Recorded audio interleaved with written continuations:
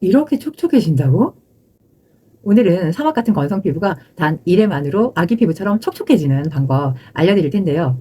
아침 출근 전에 충분히 기초를 바르고 나왔는데도 두세 시간 지나기도 전에 얼굴이 너무 조이고 메이크업을 한 상태라 화장이 번질까봐 로션이나 크림 대신 미스트를 뿌려보지만 이것도 잠시고요. 금세 다시 건조해지니까 얼른 집에 가서 화장 지우고 수은팩하고 싶다, 이런 생각 하시지 않나요? 악건성인 저도 얼마 전까지는 건조한 피부 때문에 너무 큰 스트레스였는데 지금은 이 방법으로 촉촉한 피부를 유지하고 있거든요. 그럼 어떻게 악건성이 촉촉해졌는지 지금 바로 알려드리겠습니다. 거기다가 이 방법을 실행하면서 얻게 된 고급 정보와 꿀팁은 영상 끝부분에 알 수 있으니 꼭 끝까지 시청해주세요. 여러분들은 세안 후에 몇 가지 기초 제품을 바르시나요? 일반적으로는 스킨 에센스, 로션, 크림, 선크림의 단계로 사용하게 되는데요. 저도 마찬가지로 이렇게 발랐어요. 거기다가 저는 돌아서면 당기는 타입이라 토너를 3번 이상 겹쳐 바르고 또 다른 것도 2번 이상씩은 바르다 보니까 시간도 몇 배로 걸리고 기초 제품 구매하는 비용도 배로 들어갔어요. 하지만 시간과 비용을 들이는데도 건조함은 그대로라는 게 오래된 저의 고민이었거든요. 그래서 저는 피부에 관한 여러 가지 영상과 정보를 접하면서 건성 피부에 관한 새로운 사실을 알게 됐는데요. 건성 피부는 토너를 쓰면 더 건조해진다는 이야기였습니다.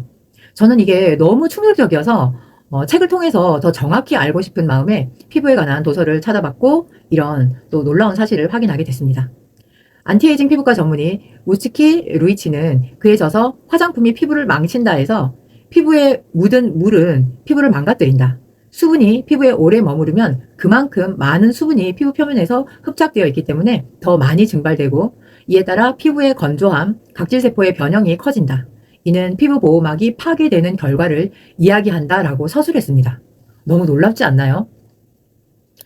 또한 1999년에 국내 최초의 화장품 정보 사이트 페이스메이커를 연 이나경 작가의 피부 해결사 위니의 말랑 피부 만들기에는 피부 분류 중 건조함에서 유발되는 과민성 반응성 피부는 최소화한 스킨케어로 세안, 보습, 자외선 차단을 권하고 에센스 같은 기능성 제품을 남이 좋다 한다고 따라 사용하지 마세요 라고 나와 있었어요.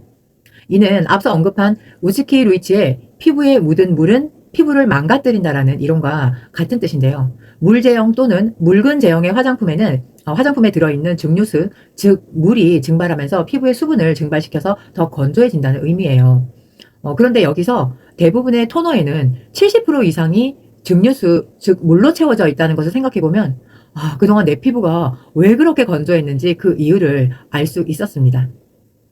이렇게 건조함의 원인을 알고 난 뒤에 저는 그 자리에서 바로 세안 후 간단한 케어를 시작했고요. 그날 즉시 돌아서면 건조해지던 악순환에서 벗어날 수 있었습니다. 처음에는 이게 진짠가 어리둥절하기도 했거든요. 근데 멈추지 않고 같은 방법을 지금까지 지속해서 52세의 나이에도 촉촉한 피부를 유지할 수 있게 되었습니다. 그 방법은 이렇습니다. 약산성 클렌저로 부드럽게 세안 후 얼굴의 물기가 채 마르기 전에 즉시 히알루론산이 함유된 보습제를 충분히 발라줍니다. 보습제 선택은 피부에 가장 잘 스며드는 초저분자 히알루론산이 함유된 것을 선택하시면 되고요. 보습제를 바를 땐 피부에 자극되지 않게 양손으로 지그시 얼굴을 눌러 흡수시켜주세요. 물기 마르기 전에 바르는 것이 중요하기 때문에 보습제는 꼭 욕실에 비치해주는 게 좋습니다. 그 다음 욕실을 나와 화장대로 가면 약 3분 정도 지났을 거예요. 이때 바로 채워준 수분이 날아가지 못하게 밀봉해주는 밀폐제를 발라주시는데요. 이때의 제품은 자신의 피부 타입에 따라 유분 함량을 조절해서 선택하시면 됩니다. 왜냐하면 피부 타입은 항상 바뀔 수 있기 때문에 너무 한 가지 제품만 고집하면 오히려 부작용이 생길 수 있어요. 평소에 오일 타입 크림을 사용했는데 어느 날 트러블이 올라왔다면 그 한 단계 아래의 크림 타입이나 로션 타입을 사용해 주는 것이 더 적절한 기초 케어가 될 수 있습니다. 그리고 마지막은 언제나 선크림으로 마무리해서 광노화로부터 피부를 보호해주세요.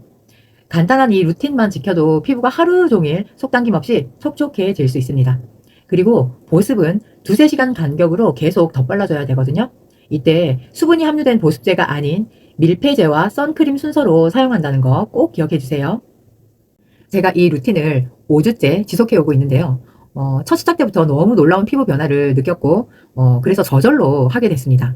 하지만 집에 있을 때는 괜찮은데 외부에 있을 때는 메이크업도 한 상태고 또 외부에 먼지도 있기 때문에 뭔가를 얼굴에 덧바른다는 게 굉장히 뭔가 망설여졌어요. 그래서 하지만 그런 방법은 있더라고요. 피부과 전문의들이 환자들의 질문에 답해주는 것을 요약해서 덧바르는 정확한 방법을 알려드릴게요. 메이크업 위에 크림을 덧발라도 괜찮나요? 네, 괜찮습니다. 유분크림을 덧바르고 반드시 선크림으로 마무리해주시면 됩니다. 얼굴에 먼지가 묻은 상태라면 어떻게 해야 하나요? 네, 미스트로 살짝 수분을 주고 눈에 띄는 먼지는 제거한 후에 유분크림, 선크림의 순서로 덧발라주세요. 수분막이 먼지가 피부와 모공에 흡착되는 것을 막아 피부 트러블을 예방해 줍니다. 이미 선크림을 발랐는데 두세 시간 후에 또 크림을 덧발라도 되나요? 네, 됩니다. 선크림도 역시 시간이 지나면 닦이고 증발하기도 해서 크림과 함께 다시 덧발라줘야 보습과 보호막이 유지가 됩니다. 이렇게 기초 케어 여러 단계를 확 줄인 보습제와 밀폐제만 사용하는 간단한 이 루틴. 단순하지만 피부에 생긴 변화는 상상 그 이상이에요. 각질이 줄고 잔주름이 채워지고 하루 종일 피부가 부드럽고 편안해지거든요. 이제는 복잡한 루틴 내려놓고 정확한 한 가지 방법에 집중해 보세요. 아주 작은 변화에도 피부는 크게 달라질 수 있습니다. 여기까지 오늘 제 영상이 마음에 드셨다면 구독, 좋아요, 알림 설정 부탁드리고요. 모두 피부가 행복한 날 되세요. 감사합니다.